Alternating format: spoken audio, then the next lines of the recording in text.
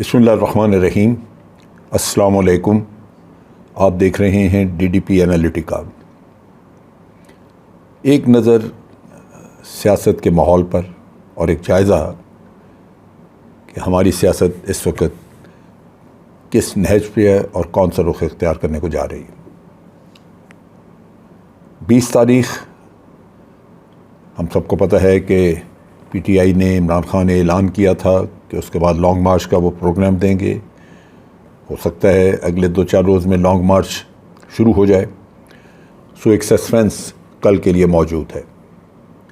दूसरी तरफ ये है हुकूमत के मसाइल।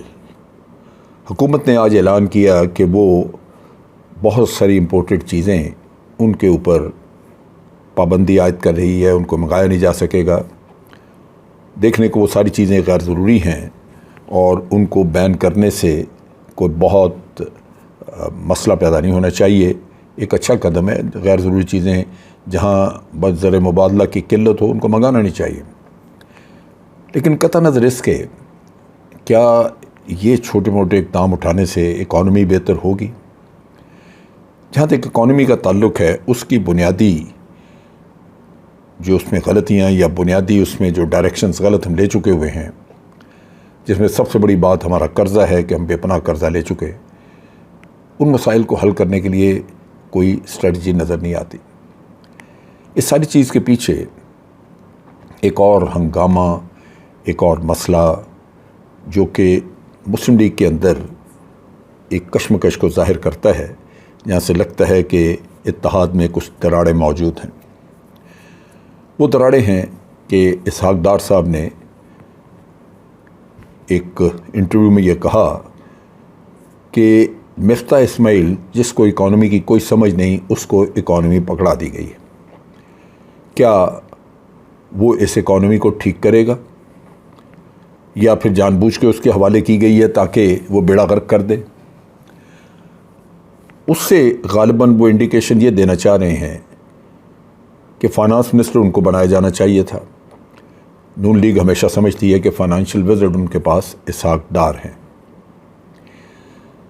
अब जब ये अंदरूनी कैफियत नज़र आती है तो ये भी समझ आता है कि इसहाक डार कभी भी ऐसा बयान मियां नवाज शरीफ की इजाज़त के बग़ैर नहीं दे सकते। इसका मतलब ये है कि मियां नवाज शरीफ इस सारे खेल में शरीक है। अगर हम ये तस्लीम कर लें कि मियां नवाज शरीफ की तायद के साथ ये काम हुआ है, तो इसका मतलब ये है कि आज जो हुकूमत यहाँ बैठी हुई है वो और मियां नवाज़ जो वहाँ पे बैठे हैं लंदन, इनके दरमियान कुछ इख्तलाफात मौजूद हैं।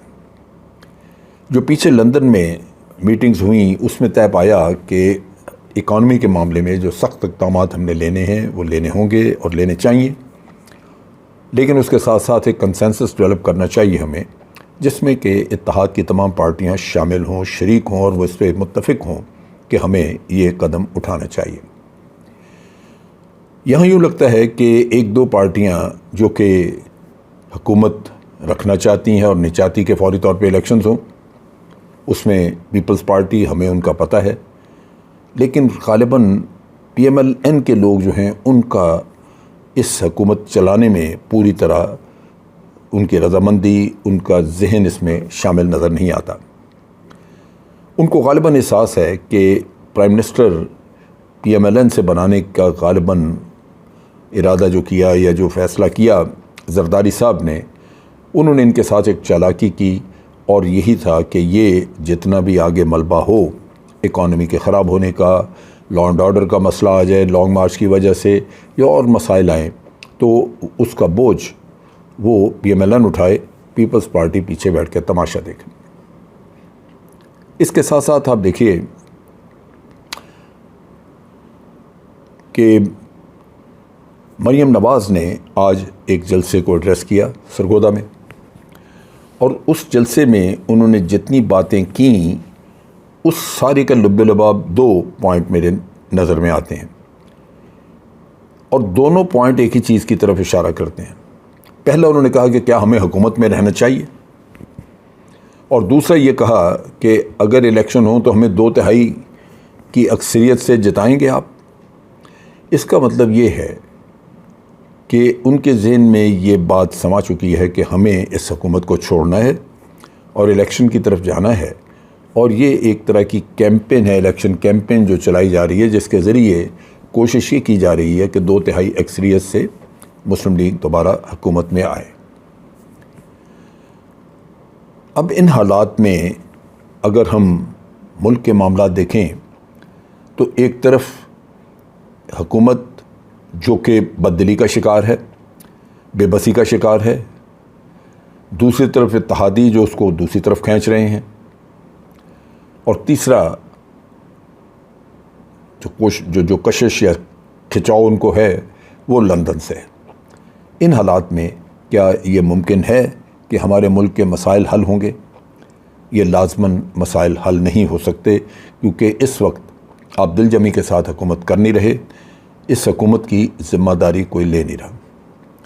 इसके अलावा एक चीज़ जो और मैं देख सका और समझ सका वो ये थी कि शाहिद खाकान अब्बासी ने आज ARY पे एक इंटरव्यू दिया और वो बार बार ये कहते रहे कि अगर हुकूमत हमने करनी है तो फिर हमें सख्त फ़ैसले लेने होंगे, लेकिन तमाम फ़ैसलों की ओनरशिप पूरी कौम को लेनी होगी।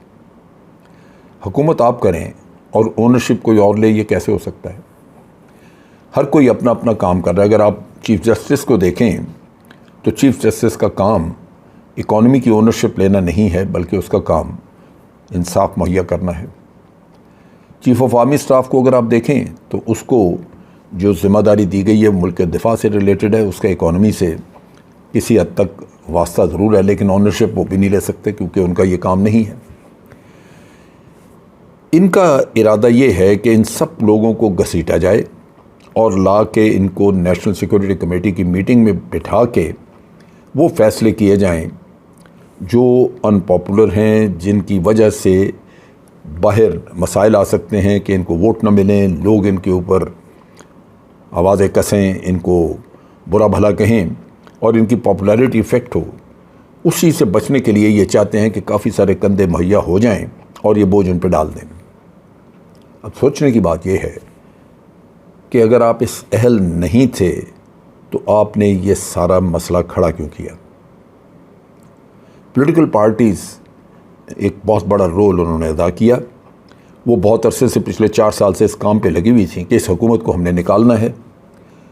ये अलग बात है कि जब आप इस काम के लिए तैयार थे तो बाहर से किसी ने आपको इस्तेमाल कर लिया, वो बिल्कुल ठीक है, लेकिन इस्तेमाल होने के लिए तैयार तो आप बैठे थे। पिछले 4 साल से तो आप यही कह रहे थे। फिर आपने यही नारे लगाए कि महंगाई बहुत बढ़ गई है, महंगाई से लोग मर रहे हैं, हम महंगाई कम करेंगे, हम इकॉनमी ठीक करेंगे, इन्होंने ये कर दिया। आज आप किसी भी चीज़ की ज़िम्मेदारी लेने को तैयार नहीं हैं।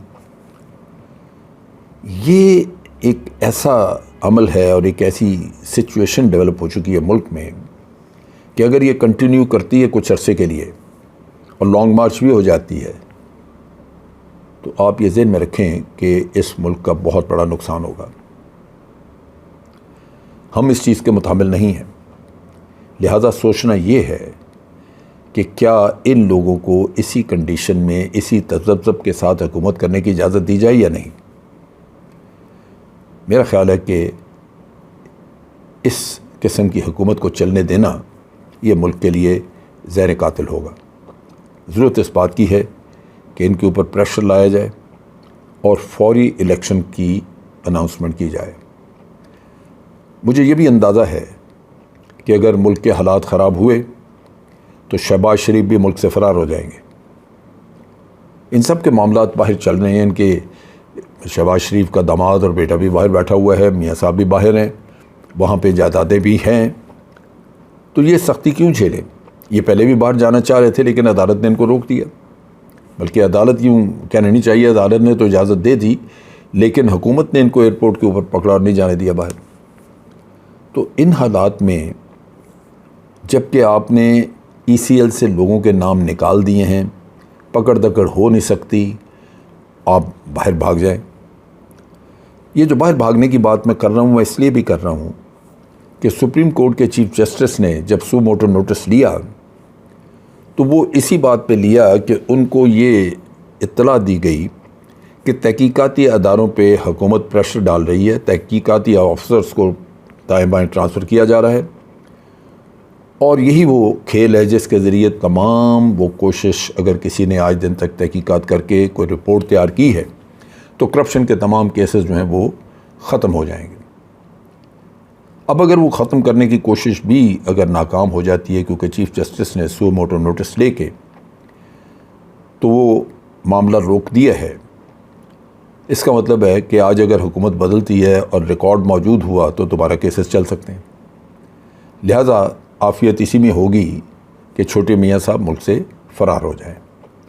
अब आप सोच लीजिए कि अगर मियाँ साहब भी भाग जाते हैं तो फिर इस मुल्क में पीछे इलेक्शन भी होने चाहिए, हुकूमत भी नई बननी चाहिए।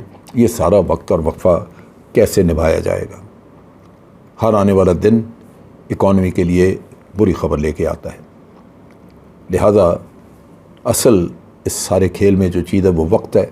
जितना वक्त हाथ से निकला, जितनी देर लगी इलेक्शंस को अनाउंस करने में, जितना वक्त लगा नई हुकूमत, मजबूत हुकूमत बनाने में, वो सारा वक्त बिल आखिर इस मुल्क को गुर्बत की तरफ धकेलेगा।